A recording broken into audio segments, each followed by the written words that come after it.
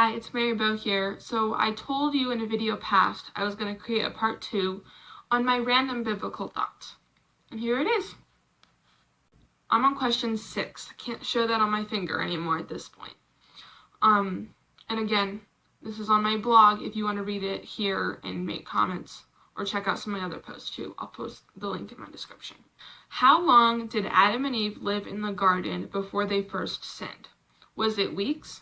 Was it months? Was it years? No, it did not take the rest of creation long before they messed up. But did Adam and Eve enjoy the garden for some time before they messed up humanity? So, obviously, once they messed up, we were all doomed. We all were going to mess up every single day. That's just the way sin works. It's our sin nature. But I always have wondered, because Adam and Eve were humans too, did they enjoy 20 years of, yeah, we got this, we can follow what God said? Or was it just 2 days? Or was it 2 hours? It seemed like they understood. It mentions in Genesis, they walked with God. And so it seems like it had to at least been a day, a daily tradition to do that with God, which sounds amazing. And someday it's going to be different, but I'll be able to see him face to face, which is crazy. But it's just, I find it very, again, interesting, informative, fun, not really matters, but it just makes me think, how long did it take for them to mess up? Okay. 7.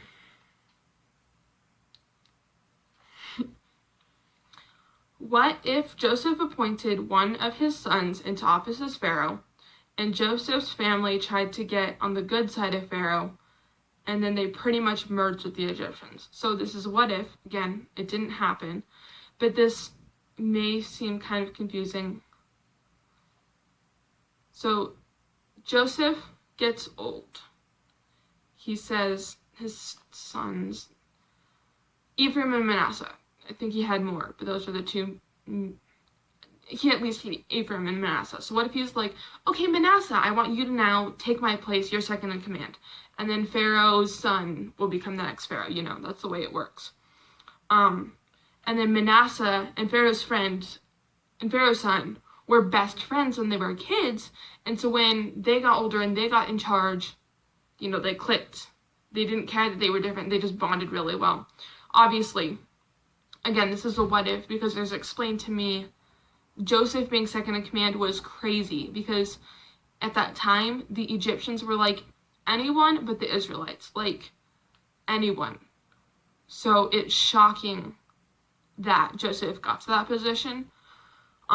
So it would be shocking again, they could be the breaking of tradition, because second in command and first in command, their kids learned from the parents and saw. And again, it's still a whole what if, so it doesn't really matter. But what if that happened and then they pretty much merged? Obviously they're different cultures. America is full of different cultures.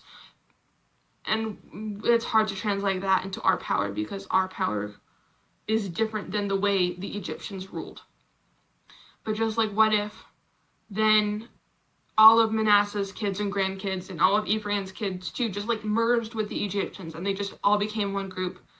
And they didn't treat them as slaves because they were on the same page. I'm going to keep on reading what I've wrote here. And if you've already read the blog, good, this probably makes more sense to you. I said, then they would have never been their own nation, right? Because they would have settled with Egypt. So they kind of would have become Egyptians. And I mentioned, I know that God had already thought of that, but it's just interesting that Joseph was at a high position and he didn't have his kids become friends with Pharaoh's kids. So again, God totally knew what he was doing. It's just a what if. It's probably good that didn't happen, because just the way the Egyptians were living was nothing biblical. It was not honoring the true God, which was Israel's God. We're on to 8. This is a thought of mine that I've had for years. What if God had a map in heaven? It would be huge, and it shows all the people and how they've met. For example, he knows if I choose to go to that college, I will meet this person. And for meeting that person, I would meet this other person, and so on. But what if God had another map where he would show if I went to this college, I would meet this person, and I'd end up meeting other people. I know that God knows the choices we make even before we make them, so he wouldn't have to have two maps because he would already know the choices we made. He already knows it all. He doesn't even need a map. Just a map is the way I think. Again. But it's what if he had a different map, if I changed my mind and went to a different college? But it's just funny for me to think about, like, what if I made friends with this person instead of this person, or both people, or what if I just totally kept to myself? What would my life look like? What would be different? Would I have more friends, less friends? I mean, obviously, if I kept to myself, I'd probably have less friends. But I didn't read all of this. I know that God knows the choices we make even before we make them, but sometimes I wonder if I miss out, or God wants me to miss out, if I choose one not so important choice over the other not so important choice. And what I mean by not so important is both choices are okay choices to make. And then after 8, I commented, yeah, I have random thoughts. I mean, this is all random thoughts. But I guess, again, my point for that, my main example is colleges. Because if you name 2 Christian colleges, if they both stand on the same biblical point of view and they both offer the credits I'm looking for, it really shouldn't affect what college I go to. It's just what other people are going to that college as well, kind of thing.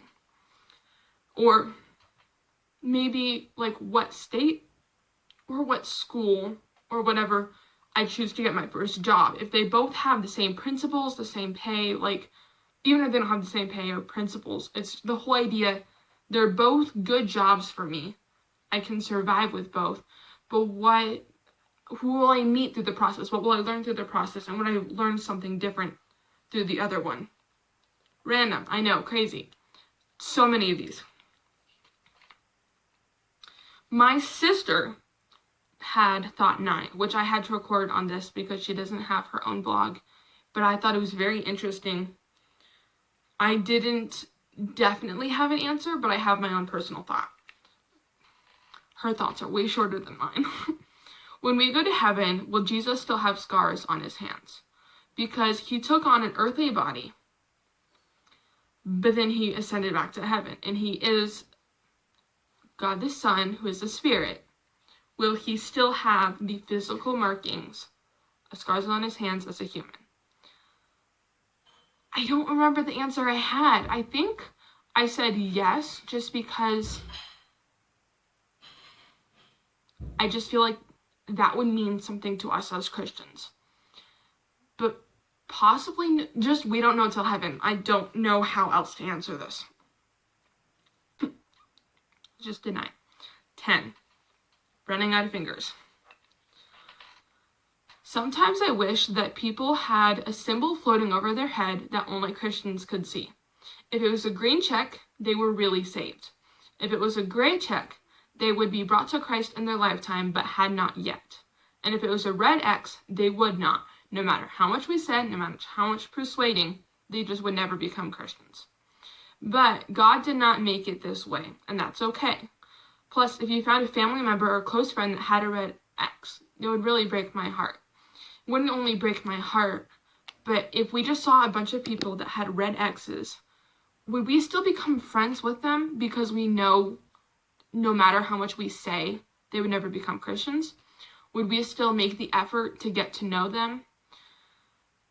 Also, so obviously as soon as you have a green check over your head, then you can see everyone else's check, is kind of the way I had it thinking. It's something you kind of gain with your salvation, so then it's also something that you can know when you become a Christian. But that also, I could create a whole different video on the whole process. Does God know ahead of time whether we're saved or not, or is that really a personal choice? It's debatable in the Christian community. It's very hard to give a straightforward answer because it seems like the Bible contradicts itself, even though it doesn't. On that note, it's just confusing. Is it really up to us, or did God know ahead of time who was going to be in his kingdom and who wasn't? That was 10. 11, I'm not even going to bother holding up fingers anymore because I'm getting really lazy. Why did Israel not send out missionaries? is a very short question. I don't think there's a lot I could talk about this. It was explained to me in one of my Bible classes. I've learned so much from them, and I love my Bible classes. That Israel as a whole was called to represent God for the world. So, and the Bible even mentions through Moses, like, ways God had listed for if a Gentile, an outsider, choose to become a Jew by religion. Obviously, you can't become a Jew by nationality because that's not how it works. How they can still serve, they can still worship, they can still participate in this event or that event. So God clearly wanted Gentiles to come to him. He was not trying to be Jew only, Jew inclusive, no one else can come in kind of thing. So it just made me think, why did Israel not send out missionaries? I believe the reason why they didn't is because they believed their purpose was to be like a high and mighty nation. They didn't need anyone else. No one was allowed to join their group. They always seemed to like shun Gentile that tried to become Gentile Jews. Gentile by nationality, Jew by religion. They never really liked that. The outer court was meant for the Gentiles, but as you read in the New Testament, Jesus went into the outer court and they were using it for a den of thieves. They were selling a bunch of stuff there, and it was like a marketplace. It wasn't a place where Gentiles could go to worship Israel's God, to worship the Jewish God, to worship Yahweh. And so it's a thought. Why did Israel not send out missionaries? Because it wasn't who they were. I don't know. It's difficult for me to explain. 13, last one. We eat about 3 times a day as average Americans, and we are told that the Word of God is like spiritual food for us. So shouldn't we read the Bible about 3 times each day? I don't know if I came up with that thought before or after. I pretty much heard it in a sermon. It'd be very funny if I heard it before, but I'm pretty sure I heard it after, and I just didn't necessarily give them credit for it. And I don't know this person by name either. It was a youth group I went to once, and I haven't gone to since. But I just think it's very interesting to think about. Shouldn't we read our Bible more than just once a day? And we eat a lot as Americans. I mean, it's not like Indian Christians should just read a little because they only eat a little, which is sad, and we need to work on that too. Again, so many different notes in all of this, but I just think it's important, as we eat a lot, we should also read a lot. This is something I'm still working on, but I just think it's very interesting to think about. So, thank you for listening to all I have to say. Part 2, and at this point, there will not be a part 3 unless my brain erupts with thoughts. I've had so many thoughts, I just haven't always recorded them. So thanks for listening. Bye.